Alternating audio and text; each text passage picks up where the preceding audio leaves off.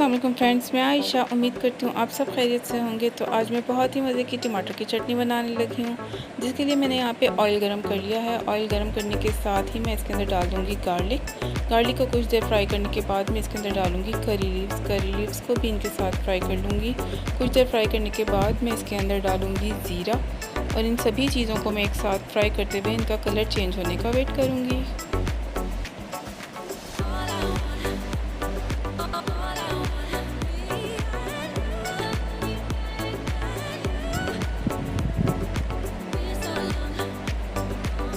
तो यहाँ देखिए मेरे गार्लिक का कलर कितना अच्छे से चेंज हो गया है। अब इसके अंदर डाल लूँगी टमाटर मैंने क्यूब्स में कट किए हुए हैं। आपने भी इसी तरह कट करना है।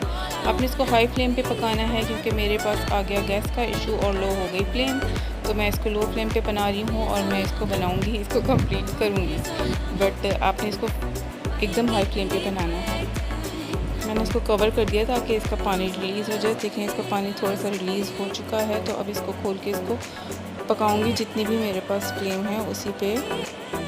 और यहाँ मैं इसके अंदर से सारी करी लीव्स को सेपरेट कर लूँगी बिकॉज़ मुझे इतना ही फ्लेवर चाहिए जितना अब तक के आ चुका है। और इसको कुक करते हुए अब मैं इसके अंदर डालूँगी मसाले, जिनमें है salt, black pepper, red chilli और क्रश रेड चिली। इन सबको मिक्स करने के बाद मैं इसको कुक करूँगी और जब तक कि इसके अंदर से पानी सारा ड्राई ना हो जाए। तो यहाँ देखें इसका अच्छा खासा पानी ड्राई हो चुका है। तो स्पैचुला की मदद से इसको प्रेस करते जाएंगे ताकि ये अच्छी तरह से अंदर एक दूसरे के साथ मिंगल शिंगल हो जाएं। साथ ही इसके अंदर डाल दूँगी अब मैं विनीगर। अच्छी खासी क्वांटिटी में जाएगा विनीगर ताकि इसके अंदर से अच्छी खासी खटास आ जाए।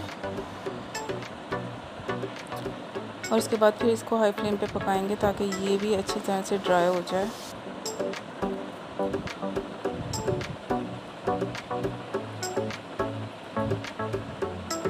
इसको अच्छी तरह से पकाने के बाद इसके ऊपर से जो भी ऑयल आएगा वो सारा हम सेपरेट निकाल लेंगे बिकॉज़ हमें ऑयल की ज़रूरत नहीं है। ऑयल हमने सेपरेट निकाल देना है, ऑयल इसके अंदर नहीं छोड़ना।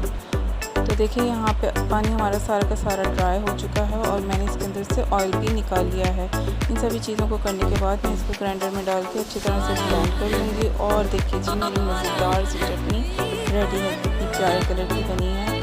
और आप ज़रूर ट्राई कीजिएगा। अगर आपको रेसिपी पसंद आए तो मेरे चैनल को सब्सक्राइब कर दीजिएगा, वीडियो को लाइक और शेयर कर दीजिएगा। इसके अलावा अच्छे से कमेंट्स भी कर दीजिएगा। बेल आइकन प्रेस करना हरगिज़ नहीं भूलिएगा ताकि मेरी आने वाली वीडियोस आप तक पहुंच सकें। Thank you.